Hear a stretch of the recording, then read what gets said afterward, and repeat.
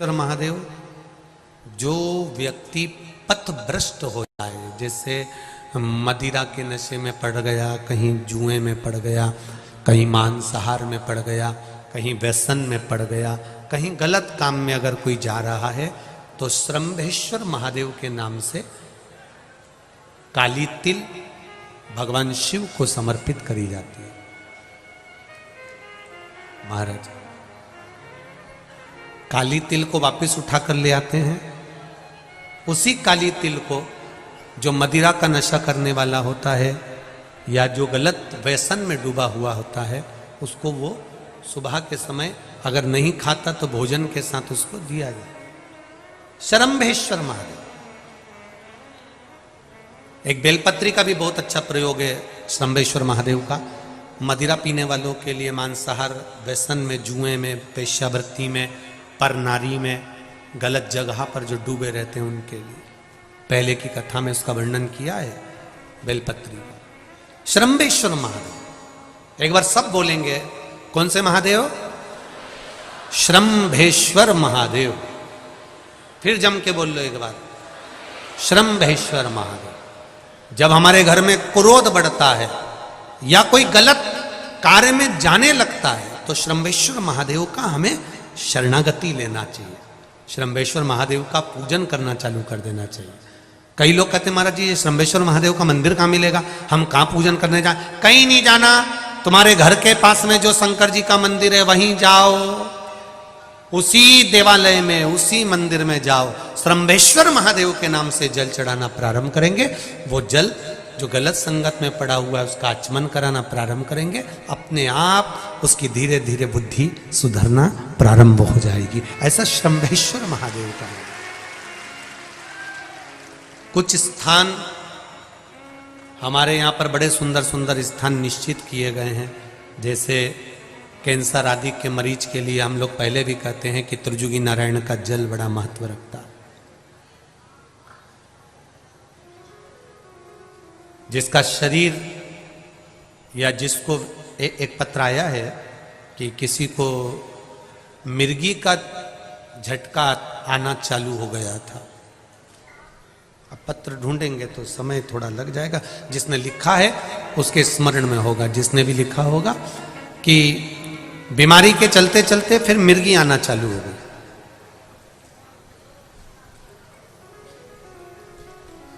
जिसने भी लिखा है वो दोनों हाथ एक बार हिला देना। जिसके लिए भी लिखा हुआ वो इतना ध्यान नहीं आ रहा, तो उनको मिर्गी का झटका आना प्रारंभ हुआ। अब मिर्गी का झटका आना प्रारंभ हुआ, कई महीने निकल गए, मिर्गी के झटके बंद नहीं हो रहे। तब उन्होंने पत्र में लिखा है कि श्रंभेश्वर महादेव का आपने जो वर्णन करा था 31 बेलपत्र वाला, गुरुजी हमने वो 31 बेलपत्र वाला प्रयोग करना प्रारंभ करा। और उन्होंने पत्र में लिखा है कि मिर्गी के झटके भी बाबा की कृपा से ठीक हो गए हैं। अब कोई झटके उनको आ नहीं। श्रंभेश्वर महादेव का जो वर्णन है, श्रंभेश्वर महादेव का जो गुणगान है, ये कोई साधारण नहीं है। शिव महापुराण में भागवत के प्रहलाद चरित्र को लाकर रखा गया है केवल श्रंभेश्वर महादेव के प्रागट्य के लिए। ऐसा श्रंभेश्वर महादेव का गुणगान। एक बार फिर आप लोग भूल ना जाओ, उसके लिए एक बार फिर से बोल लो, कौन से महादेव? श्रंभेश्वर महादेव। ये श्रंभेश्वर महादेव जैसे कुंदकेश्वर महादेव। कुंदकेश्वर महादेव का क्या काम है? माता पार्वती ने बिदल उत्पल को मारने के लिए जो कुंदुक फेंका था, वो कुंदुक भगवान शंकर के पांव में जाकर गिरा था, तो शिव जी का नाम कुंदकेश्वर हो गया था। जब हमारे यहाँ कोई दवाई नहीं लगती शरीर में, कोई कैंसर जैसा रोग हो गया, किडनी लीवर का रोग हो गया, या बीपी शुगर का रोग हो गया, शुगर लेवल में नहीं आ रही है, तो आप शंकर जी पे से जो बेलपत्र ला रहे हो कुंदकेश्वर महादेव के नाम से लाओ। दवाई खाओ, डॉक्टर को दिखाओ, सारी जांचें कराओ, डॉक्टर के अनुसार चलो, डॉक्टर जैसा बताए वैसा करो, पर उस दवाई को भी शिव जी से कहकर कि बाबा कुंदकेश्वर महादेव का नाम लेकर उस दवाई को भी हम कुंदकेश्वर महादेव का प्रसाद समझकर पाना प्रारंभ करो, धीरे धीरे आराम लगना प्रारंभ होगा।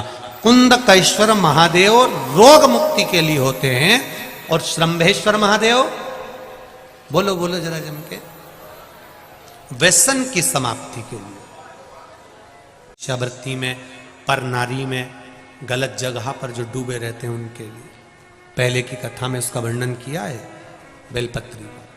श्रंभेश्वर महादेव, एक बार सब बोलेंगे, कौन से महादेव? श्रंभेश्वर महादेव।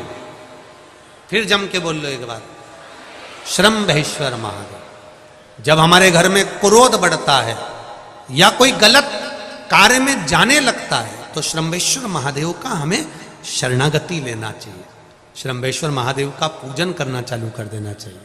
कई लोग कहते हैं महाराज जी ये श्रंभेश्वर महादेव का मंदिर कहाँ मिलेगा, हम कहाँ पूजन करने जाए? कहीं नहीं जाना, तुम्हारे घर के पास में जो शंकर जी का मंदिर है वहीं जाओ, उसी देवालय में, उसी मंदिर में जाओ, श्रंभेश्वर महादेव के नाम से जल चढ़ाना प्रारंभ करेंगे।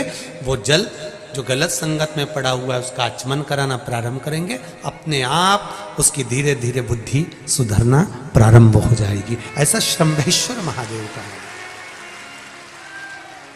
कुछ स्थान हमारे यहाँ पर बड़े सुंदर सुंदर स्थान निश्चित किए गए हैं, जैसे कैंसर आदि के मरीज के लिए हम लोग पहले भी कहते हैं कि त्रिजुगी नारायण का जल बड़ा महत्व रखता है। जिसका शरीर या जिसको एक पत्र आया है कि किसी को मिर्गी का झटका आना चालू हो गया था।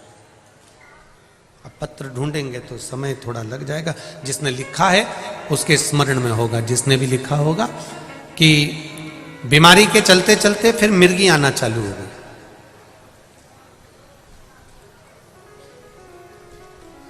जिसने भी लिखा है वो दोनों हाथ एक बार हिला देना, जिसके लिए भी लिखा हुआ वो इतना ध्यान नहीं आ रहा। तो उनको मिर्गी का झटका आना प्रारंभ हुआ। अब मिर्गी का झटका आना प्रारंभ हुआ, कई महीने निकल गए, मिर्गी के झटके बंद नहीं हो रहे। तब उन्होंने पत्र में लिखा है कि श्रंभेश्वर महादेव का आपने जो वर्णन करा था 31 बेलपत्र वाला, गुरुजी हमने वो 31 बेलपत्र वाला प्रयोग करना प्रारंभ करा और उन्होंने पत्र में लिखा है कि मिर्गी के झटके भी बाबा की कृपा से ठीक हो गए हैं, अब कोई झटके उनको आ नहीं रहे। श्रंभेश्वर महादेव का जो वर्णन है, श्रंभेश्वर महादेव का जो गुणगान है, ये कोई साधारण नहीं है। शिव महापुराण में भागवत के प्रहलाद चरित्र को लाकर रखा गया है केवल श्रंभेश्वर महादेव के प्रागट्य के लिए। ऐसा श्रंभेश्वर महादेव का गुणगान एक बार फिर आप लोग भूल ना जाओ, उसके लिए एक बार फिर से बोल लो, कौन से महादेव?